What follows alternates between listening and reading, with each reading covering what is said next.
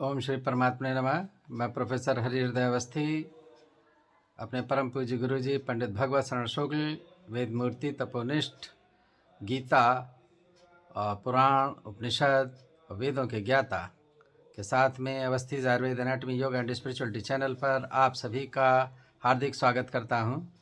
हम लोग गीता के 10वें अध्याय में हैं। चौथा और 5वां श्लोक है जिसमें भगवान कह रहे हैं कि बुद्धि आदि जो गुण हैं वो सभी की उत्पत्ति उन्हीं से होती है। अब इन दोनों श्लोकों की विशद चर्चा या विवरण करेंगे हमारे पूज्य गुरु जी। तो अब हम चलते हैं गुरु जी की ओर। नमोस्तुनंताय सहस्रमूर्तये सहस्रपादाक्ष शिरोरुबाहवे सहस्रनाम्ने पुरुषाय शाश्वते सहस्रकोटि युगधारिणे नमः। मूकं करोति वाचालं पंगुं लंघयते गिरिं यत्कृपातमहं वन्दे परमानंद माधवम। इस चैनल से संबद्ध सभी विद्वद्गण, सभी जिज्ञासु छात्र वृंद, सहृदय सज्जनगण एवं इस चैनल के संस्थापक एवं प्रबंधक आचार्य हरिहृदय अवस्थी जी, हम लोग 10वें अध्याय पर विचार कर रहे हैं। आज चतुर्थ और 5वें श्लोक पर चर्चा होगी, जो इस प्रकार है। बुद्धिर्ज्ञानमसम्मोहः क्षमा सत्यम दमः शमः सुखम दुखम भवो भावो भयम चाभयमेव च अहिंसा समता तुष्टि तपोदानं यशो यशः भवन्ति भावा भूतानां मत्त एव पृथग्विधाः। भगवान कहते हैं कि प्राणियों में अनेक प्रकार के भाव जो उत्पन्न हो रहे हैं वो कैसे होते हैं, उसका उत्तर कहते हैं मत्त एव, मेरे से ही उस समय वो सभी भाव बनते हैं। और सब एक जैसे नहीं रहते, वो पृथक विधा पृथक पृथक रहते हैं। किसी में कोई भाव अधिक होता है, किसी में कोई भाव अधिक होता है, किसी में 1-2 भाव होते हैं, किसी में अनेक भाव होते हैं, किसी में सभी भाव होते हैं।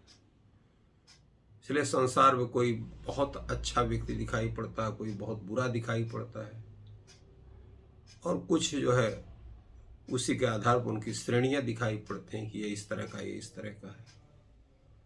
तो ये जो नानाविध संसार है, इस नानाविध संसार के नानात्व के प्रति, उनके स्वभाव के प्रति, उनके व्यवहार के प्रति इस भेद का भी कोई कारण अवश्य है। और भेद का कारण क्या है? भगवान कहते हैं मत्त एव पृथक विधा, मेरे द्वारा ही होता है। तो मेरे द्वारा होने का तात्पर्य क्या है? तात्पर्य यही है कि भगवान ने जो कर्म का बंधन सबके साथ में लगा दिया है, जो जस करे सो तस फल चाखा, जो जिस तरह का कर्म करेगा उसी के अनुसार उसके स्वरूप में, स्वभाव में, बुद्धि में, मन में वो परिवर्तन दिखाई पड़ेगा। एक छोटी सी बात है, हम अगर किसी दुष्ट व्यक्ति के साथ में कुछ दिन रह जाएं और उससे प्रभावित हों, तो कुछ न कुछ दुष्टता के लक्षण हमारे में भी प्रकट हो जाएंगे। और अगर प्रभावित नहीं होते हैं उससे, उसके प्रति कुछ दूरी बना के रखते हैं, तो नहीं होगा। इसमें एक बड़ा सुंदर एक पद्य भी है, जो रहीम उत्तम प्रकृति का कर सके कुसंग, चंदन विष व्यापे नहीं लपटे रहे भुजंग।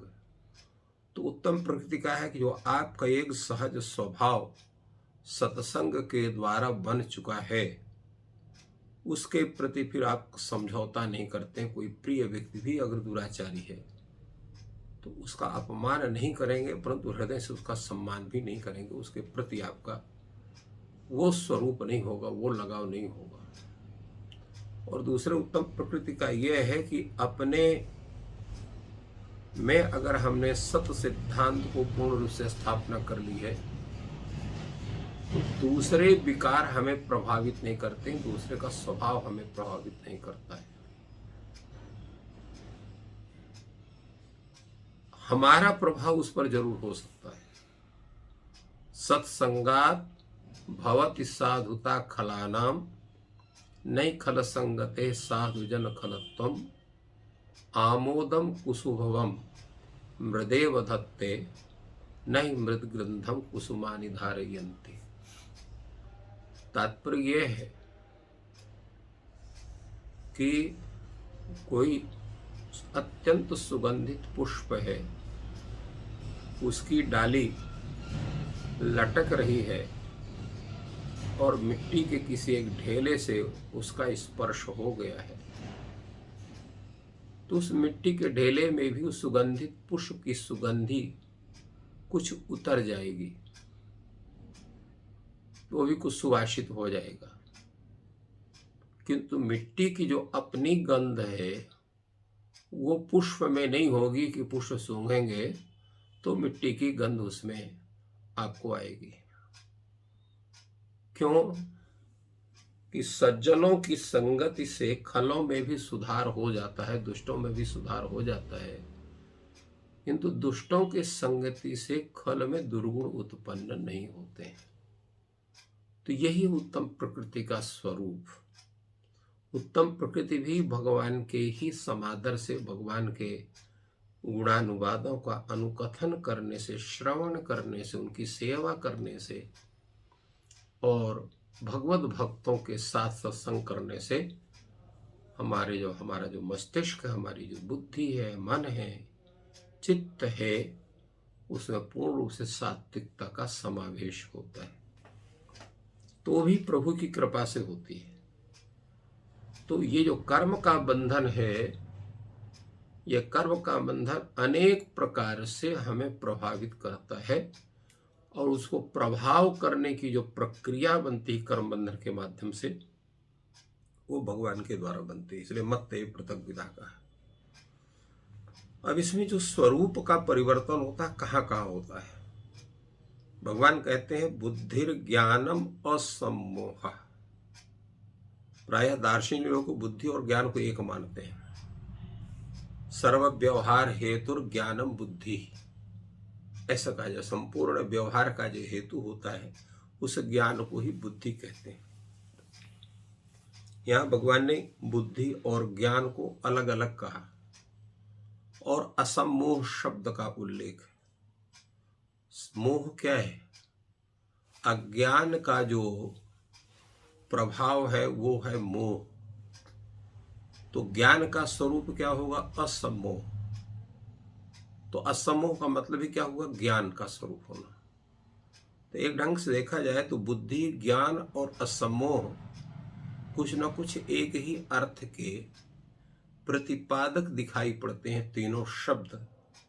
तो इन तीनों को अलग अलग प्रयोग करने की आवश्यकता क्यों पड़ी भगवान को? केवल ज्ञान शब्द को रखते या बुद्धि शब्द को रखते हैं या समूह को रखते हैं? तो इसका मतलब है तीनों में कुछ ना कुछ अंतर है। अन्यत्र ये तीनों शब्द एक ही अर्थ के रूप में भले ही प्रसिद्ध हों, किंतु यहां पर उनका भिन्न अर्थ है। क्या अर्थ हो सकता है? तो शास्त्र कहता है बुद्धि निश्चयात्मिका बुद्धि ही, जो निश्चय करती हो। किसका निश्चय करती हो? सत असत का निश्चय करती हो, कर्तव्य अकर्तव्य का निश्चित करती हो, उपयोग अनुपयोग का जो निश्चयन करती हो। तो इस तरह से कार्य करने का जो सामर्थ्य है वो बुद्धि में। इसलिए बुद्धि का जो मुख्य दायित्व है क्या है? कर्तव्य कर्तव्य ज्ञान कराना। तो ये काम बुद्धि का है।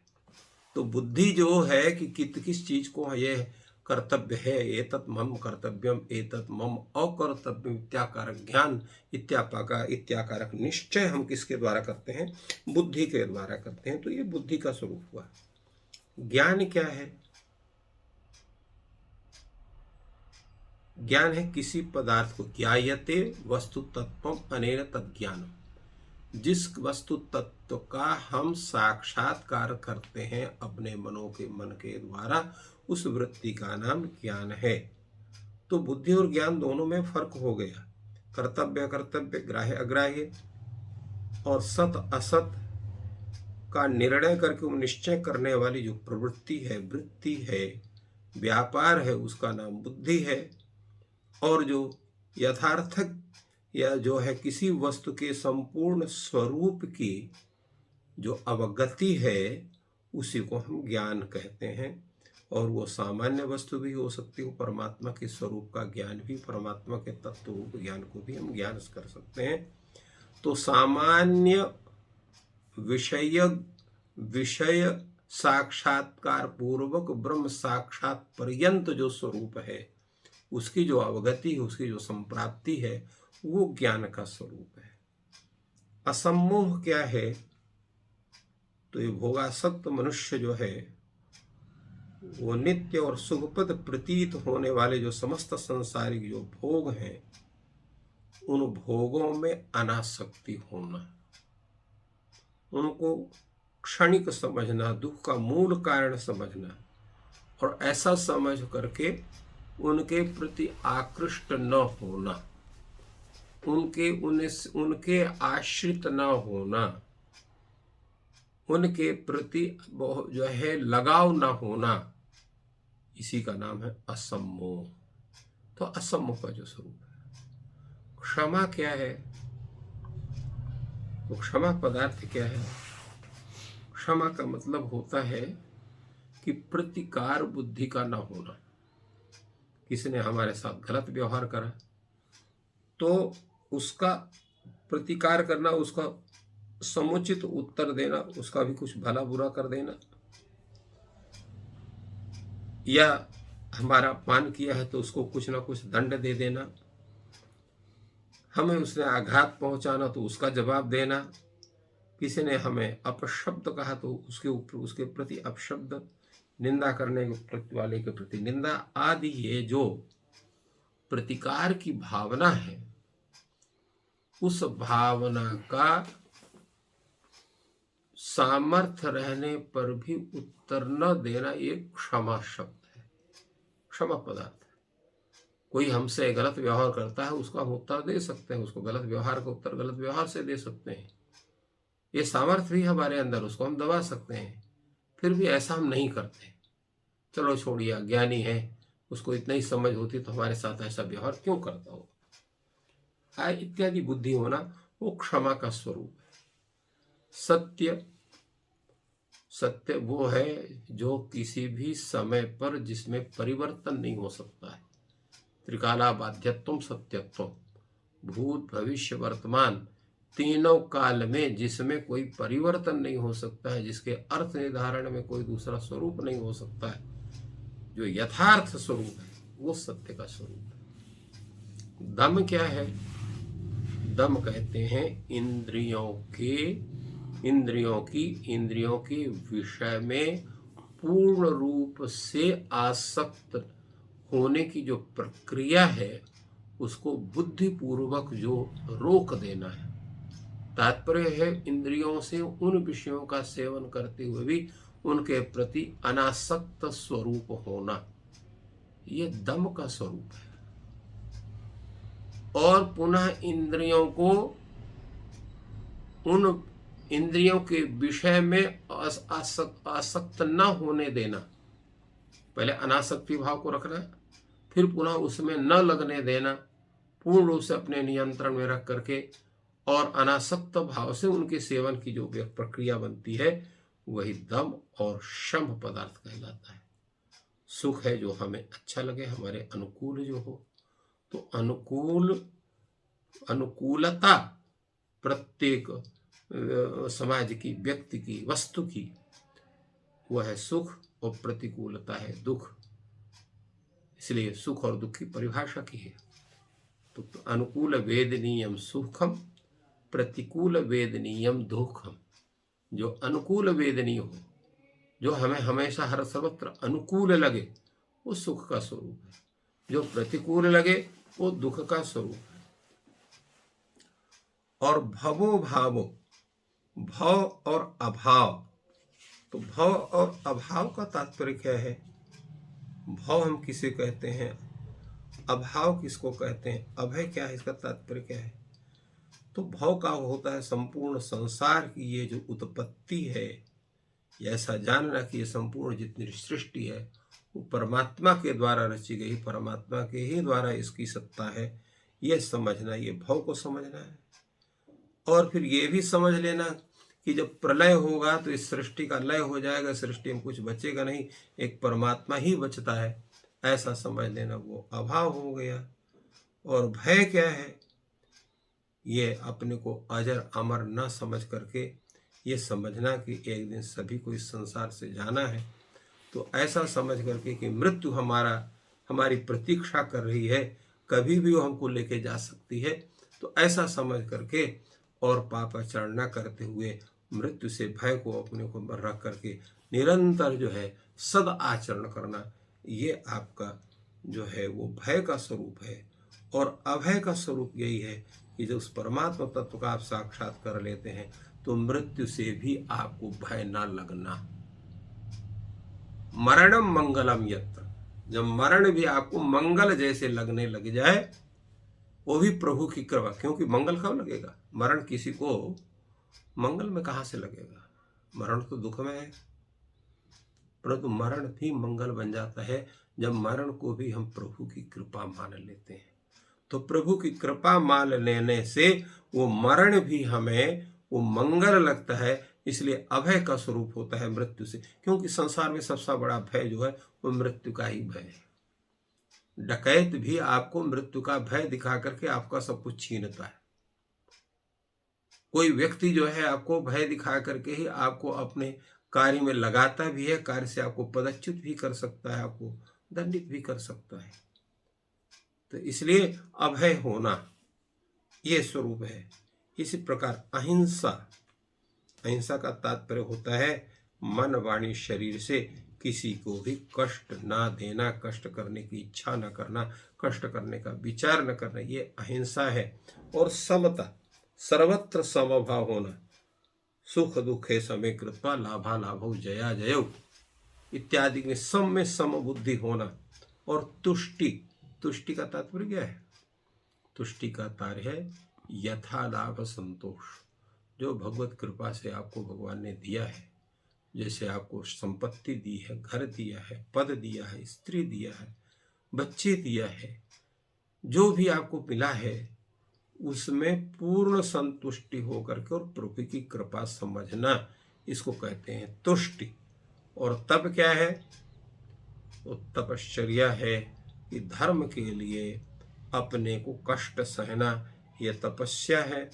जो दीन दुखी हैं, सुपात्र है, उनकी सहायता करना दान है।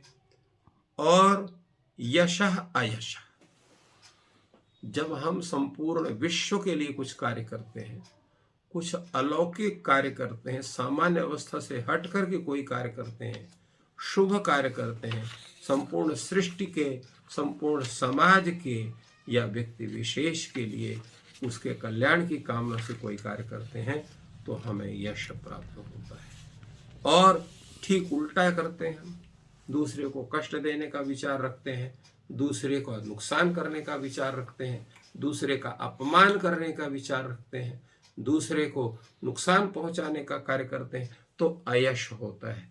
तो ये जितने स्वरूप हैं, बुद्धि, ज्ञान, असमोह, क्षमा, सत्य, दम, शम, सुख दुख, भव अभाव, भय, अभय, अहिंसा, समता, तुष्टि, तप, दान, यश और अयश, ये जो संसार में होते हैं तो न एक बराबर नहीं होते हैं।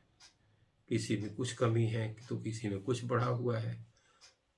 तो इनकी जो एक जो इनका सबका जो एक परिमाण है, जो सभी में दिखाई पड़ता है भिन्न भिन्न रूप में, अधिक या न्यून या अल्प, ये जो कुछ भी जिस रूप में भी है, तो ये सब उस परमात्मा के द्वारा ही निर्धारित होता है कर्मों के आधार पर, जिसके कारण तत्त व्यक्ति में वो भिन्न भिन्न रूप में दिखाई पड़ता है। तो इसलिए भगवान ने कहा कि सत्कर्म का जो एक स्वरूप है, जिसके विषय में शास्त्रों में चर्चा की गई है, तो उसका लेवल, उसका आधिक्य वो अपने में आप बढ़ाएंगे, तभी ये जो गुण हैं ये गुण के रूप में बन जाते हैं। इसलिए गुणा गुणज्ञेश गुणा भवन्ति ते निर्गुणम प्राप्य भवन्ति दोषा। वही गुण जब किसी जो है गुणज्ञ के पास जाते हैं तो गुण बन जाते हैं, किंतु किसी दुष्ट के पास पहुंच जाए तो गुण भी वो अवगुण के रूप में परिणत हो जाते हैं। तो इसलिए परमात्मा की कृपा मान करके, उनके प्रति पूर्ण रूप से अवनत होकर के, उनके प्रति श्रद्धा करके, और संपूर्ण जो जितने भी सद्गुण हैं उनका अनुपालन करते हुए उसमें भगवान की कृपा का समझ करके और कार्य करना चाहिए। यही उपदेश, यही आदेश भगवान श्री कृष्ण का है। तो बहुत ही सुंदर विवेचन गुरु जी ने किया, और ये ज्ञान आपको लाभप्रद हो रहा है। तो जो लोग नए चैनल से जुड़े हैं, कृपया चैनल को सब्सक्राइब करें और वीडियो को लाइक और शेयर करें। आपका दिन शुभ हो, ईश्वर आपकी सहायता करें और आपका विकास हो। धन्यवाद।